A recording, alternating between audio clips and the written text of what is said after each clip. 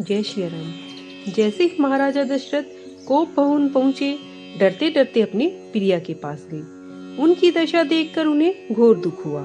वह पृथ्वी पर पड़ी, मोटा और पुराना कपड़ा पहनी थी, अनेक प्रकार के गहने उतार कर फेंक दिए थे। दुर्बुद्धि कैकेयी का कुवेश कैसे सजा, मानो भावी विधवापन की सूचना दे रहा हो।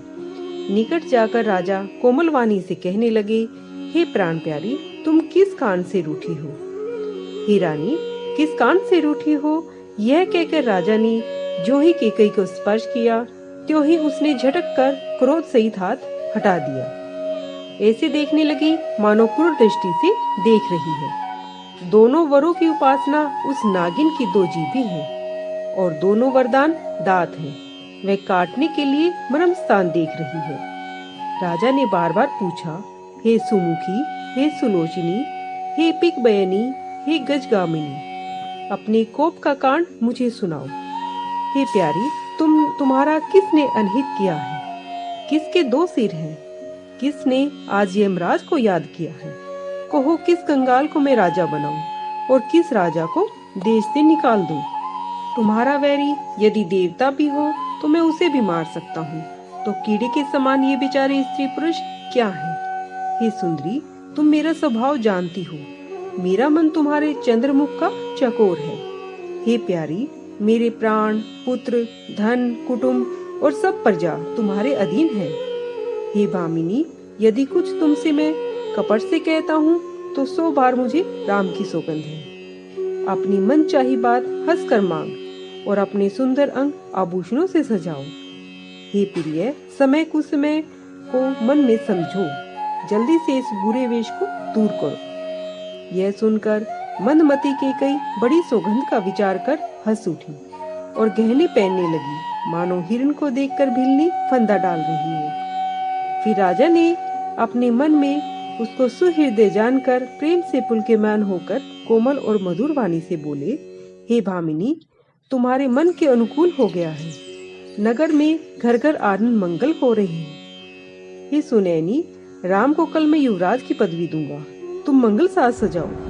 यह सुनते ही उसका कठोर हृदय धधक उठा, जैसे पका हुआ बाल तोड़ छू गया हो। ऐसी पीड़ाओं को भी उसने हंसकर छिपा लिया, जैसे चोर की स्त्री परकट नहीं रोती। राजा ने उसका कपट नहीं समझा, क्योंकि वह करोड़ों कुटिलों की घुंघरा घंटली मंत्रा की सिखाई हुई थी। राजा यद्यपि नीति में निपुण थे, परंतु त्रिया चरित्र समुद्र सी अथाह है। फिर छल से स्नेह बढ़ाकर कैकेयी मुस्कुराकर कटाक्ष फेंक मुंह मटकाकर बोली, हे स्वामी, आप मांग मांग तो कहते हैं, परंतु देते लेते कभी नहीं। 2 वरदान देने को कहे थे, उनको मिलने में भी मुझे संदेह है। राजा ने हंसकर कहा कि अब मैंने तुम्हारा भेद जाना है। तुम्हें रूठना बहुत प्यारा है। जो वरदान 2 रखे हुए थे धरोहर के रूप में, उन्हें तुमने कभी मांगा ही नहीं और भोले स्वभाव से मुझे स्मरण नहीं रहा। हमको झूठा दोष मत दो, चाहे 2 के बदले 4 मांग लो। रघुवंशियों की यह सनातन रीति है कि चाहे प्राण भले ही जाए, पर वचन नहीं जाता। झूठ के बराबर पाप समूह नहीं होते। करोड़ों घुंघरियों से क्या पहाड़ के समान हो सकती है? सत्य सब सुकृतों की जड़ है। यह बात वेद पुराणों में प्रसिद्ध है। मुनियों ने भी ऐसा ही कहा है। इतने पर भी श्री राम की सौगंध हमने खाई है, जो मेरे सत्कर्म और स्नेह की सीमा है। इस प्रकार पक्की करके दुष्ट बुद्धि कैकेयी हंसकर कहने लगी, मानो कुमुति रूपी बाज की टोपी खोल दी गई हो। राजा का मनोरथ सुंदर वन है और सुख मनोहर पक्षियों का झुंड है। उस पर कैकेयी रूपी भिलनी अपने बाज रूपी वचन छोड़ना चाहती है। वह बोली, सुनो प्राणनाथ, मेरा मन चाहा एक वरदान तो यह दीजिए कि भरत को राज तिलक हो। वो दूसरा वरदान भी हाथ जोड़कर मांगती हूँ। हे नाथ, मेरी मनोकामना पूर्ण कीजिए। तपस्वी का वेश धारण कर विशेष उदासीन भाव से 14 वर्ष पर्यंत राम वन में वास करे। ऐसे वचन सुन राजा के मन में ऐसा दुख हुआ, जैसे चकवा चंद्रमा की किरणों के छूते ही व्याकुल हो जाता। राजा सहम गए, कुछ कह न सके। जैसे बाज के झपट्टे से वन में बटेर सहम जाता है। राजा का रंग बिल्कुल बिगड़ गया, मानो बिजली का मारा ताड़ का वृक्ष हो।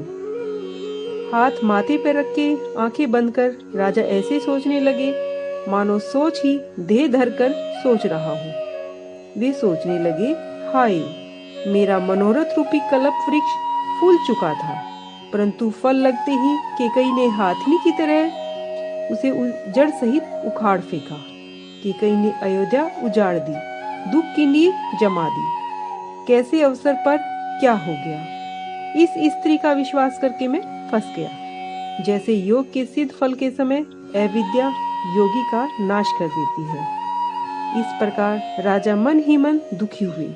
तब बुरी भांति से देखकर दुर्बुद्धि केकई मन में क्रोध करके बोली, क्या भरत आपके पुत्र नहीं है? क्या आप मूल्य देकर मुझे खरीद लाए हैं? जो सुनते ही आपके बाण सा लगा, और आप सोच विचार कर क्यों नहीं कहते? उत्तर दीजिए, हाँ या नहीं। आप रघुवंश में सत्य की प्रतिज्ञा वाले हैं। आपने वरदान देने को कहा था, अब मत दीजिए। सत्य को त्याग कर जगत में अपयश लीजिए। सत्य की बड़ाई करके वर देने को कहा था, यह चबेना ही मांग लेगी। शिव, दधीची और बलि ने जो कुछ कहा, शरीर और धन त्याग कर वचन को पूरा किया। बहुत ही कड़वे वचन कहती हुई केकई मानो जले पर नमक छिड़क रही है। जय श्री राम।